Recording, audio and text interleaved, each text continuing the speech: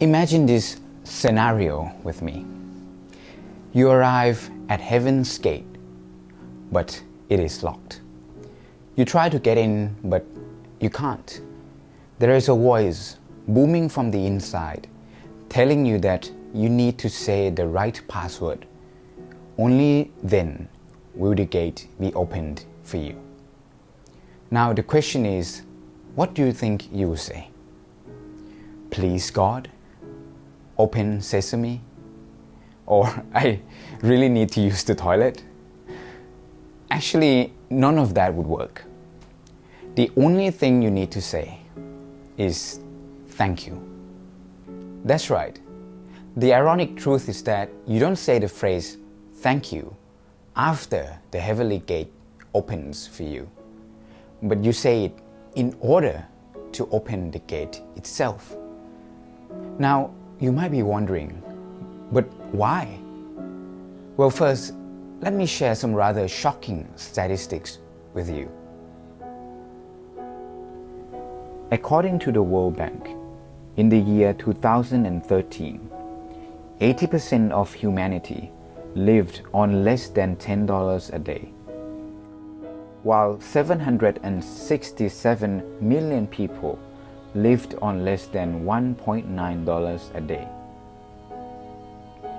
In the year 2011, UNICEF found that 21,000 children died each day.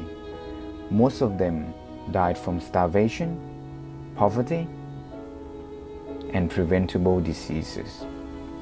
795 million people do not have enough food to eat each day, and 783 million people do not have access to clean water.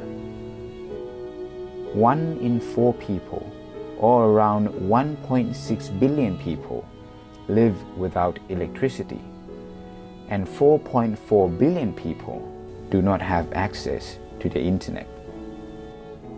781 million people can neither read nor write, and around 100 million people around the world do not have a home. 36.7 million people are living with HIV, and 10.3 million people are living in prisons. Now, with these statistics in mind, please take a good look around you and find all the great things in life that you can be thankful for. I'm sure, for instance, that you have a home. Maybe it's not big or fancy, but at least you don't have to sleep on the street next to a garbage bin or under a bridge, breathing in the smell of sewage. There is probably electricity and water available in your house 24 hours, 7 days a week. You have food to eat when you're hungry, and you have clean water to drink when you're thirsty. You don't have to dodge bullets or run away from bombs, and you are not being locked up in a prison or being held captive as a victim of the slave trade. You can read and write, and you have access to the internet.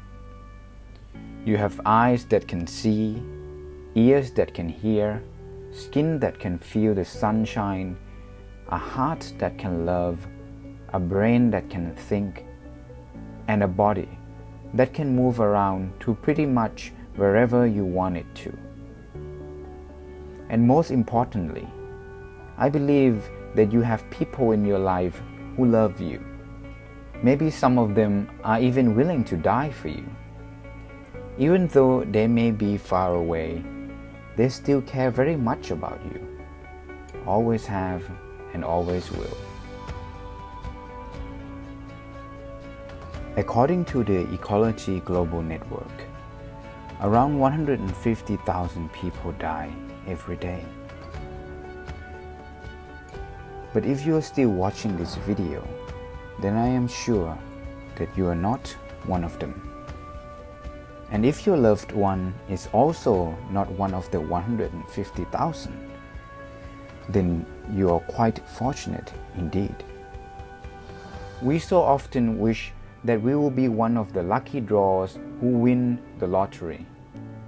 But we usually forget that sometimes not being one of the unlucky draws should also be counted as a great, great blessing.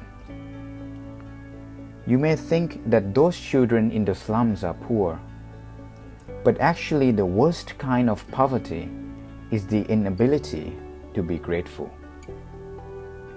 For the truth in life is that even though you have countless possessions all around you, if you do not feel thankful for them, you will not be happy.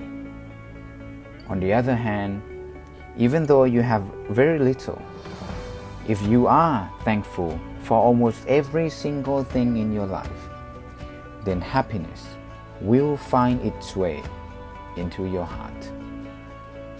Because at the end of the day, those who are happy are simply those who feel lucky to be alive.